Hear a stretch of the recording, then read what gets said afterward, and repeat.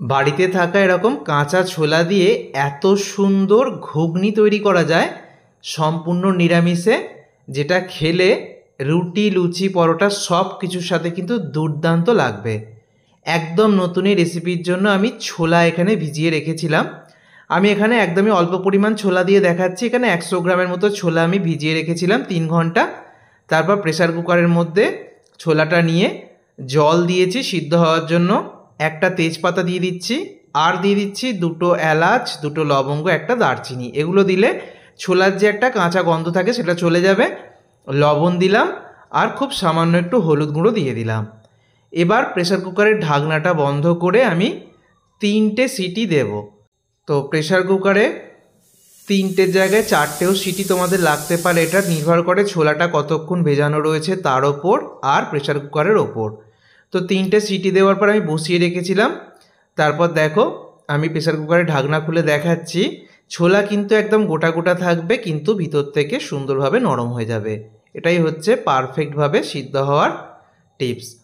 ছোলাটাকে সিদ্ধ করে নিয়ে এবার কড়াইতে দিয়ে দিলাম সর্ষের তেল। সর্ষের তেল গরম হয়ে গেলে একটা শুকনো লঙ্কা ফাটিয়ে দিয়ে দিলাম। তারপরে দিয়ে দিচ্ছি খুব সামান্য একটু জিরে, আর একটু এখানে দিয়ে দিলাম আদা বাটা। এই রেসিপিটা আমি নিরামিষে দেখাচ্ছি, তোমরা চাইলে পেঁয়াজ রসুন দিয়েও বানাতে পারো। এবার আমি একটু আলু অ্যাড করছি। অবশ্যই ছোলার ডালের ঘুগনিতে একটু আলু দেবে। আলুটাকে ছোট ছোট করে এরকম টুকরো করবে। আমি এখানে 2টো মিডিয়াম সাইজের আলু ছোট ছোট করে টুকরো করে দিয়ে দিয়েছি। আলুটাকে একটু ভেজে নিয়ে কাঁচা লঙ্কা কুচি দিলাম।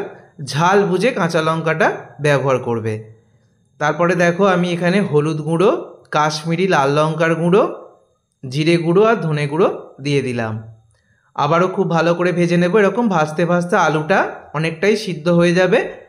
তো খুব ভালো করে মশলার সাথে আলুটাকে নেড়ে চেড়ে নিয়ে এবার দিয়ে দিচ্ছি আমি এখানে একটু টমেটো সস। এটা কিন্তু পেঁয়াজ রসুন ছাড়া টমেটো সস।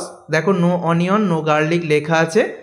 তো টমেটো সস দিলে আমি দেখেছি টেস্টটা অনেক বেশি ভালো আসে। তবে টমেটো সস যদি না থাকে তোমরা এখানে টমেটো কুচি করেও দিতে পারো, কোনো অসুবিধা নেই। তো খুব ভালো করে একটু কষিয়ে নেবার পর আমি প্রেসার কুকারের মধ্যে যে সিদ্ধ করা ছোলাটা জল সমেত দিয়ে দিয়েছি। তবে আরও একটু জল অ্যাড করতে হবে, আর সেই ক্ষেত্রে আমি গরম জলের ব্যবহার করছি। জল যেটুকু ব্যবহার করবে গরম জল দিতে চেষ্টা করবে। ভালো করে নেড়ে চেড়ে দিলাম। এবারে লবণটা অ্যাড করছি। আমি ছোলা সিদ্ধ হওয়ার সময় লবণ দিয়েছিলাম, তাই লবণটা বুঝে দেবে। আর সামান্য একটু চিনি দিলাম, টেস্টটা ব্যালেন্স হয়, খেতেও খুব ভালো লাগে। ভালো করে নেড়ে চেড়ে দিলাম। এবার ঢাকা দিয়ে আমি 6 মিনিট মিডিয়াম ফ্লেমে এটাকে সিদ্ধ হতে দেবো। তাহলে আলুটাও ভালোভাবে সিদ্ধ হয়ে যাবে, আর গ্রেভিটাও কিন্তু অনেকটা ঘন হয়ে যাবে, একদম পারফেক্ট হয়ে যাবে। দেখো তো এরকম অল্প যখন গ্রেভি থাকবে তখন আমি 6 মিনিট পর গ্যাস একদম লো ফ্লেমে করে দিয়েছি। এবার একটু কসুরি মেথি হাতে ঘষে দিয়ে দিচ্ছি, যেহেতু নিরামিষে বানাচ্ছি। তারপরে গরম মশলার গুঁড়ো দিয়ে দিলাম।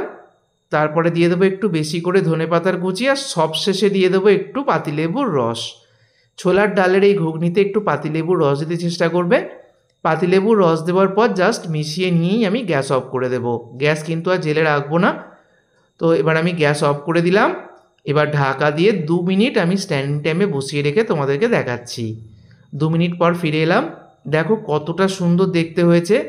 ছোলার ডালের ঘুগনির এমনি একটা সুন্দর লালচে, মানে কিছুটা কালচে টাইপের একটা কালার আসে। তো এতে যেহেতু কাশ্মীরি লঙ্কার গুঁড়ো পড়েছে তাতে করে দেখতে আরও সুন্দর হয়েছে। এটা রুটি লুচি পরোটা সব কিছুর সাথে দুর্দান্ত লাগবে। ছোলা আমাদের সবার বাড়িতেই থাকে, আর সেই ছোলা দিয়ে দুর্দান্ত রেসিপিটা বানিয়ে কিন্তু বাড়ির সবাইকে তোমরা অবাক করে দিতে পারবে। ধন্যবাদ।